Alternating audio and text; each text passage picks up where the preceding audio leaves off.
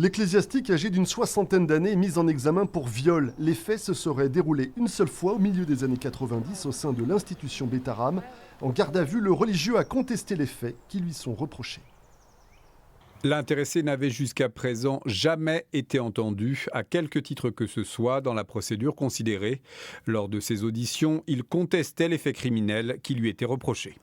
Au total, près de 250 plaintes ont été déposées dans cette affaire de violence sexuelle à Beth-Aram, mais beaucoup d'agissements sont prescrits, ce qui explique pourquoi, en 2 ans d'instruction, il ne s'agit que de la 2e mise en examen d'un agresseur présumé.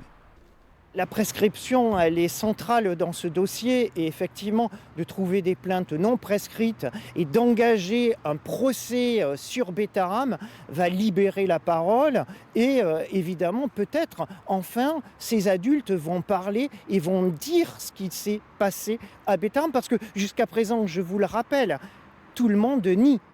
On a appris aujourd'hui que la congrégation de Beth-Aram a suspendu le prêtre mis en examen. Il a été placé sous contrôle judiciaire et est sorti libre. Quant au premier mis en examen pour viol, un surveillant incarcéré depuis près d'1 an, il pourrait être libéré le 20 février prochain à l'issue de son mandat de dépôt. Le prolongement de l'incarcération ayant été refusé, mais le parquet de Pau a fait appel.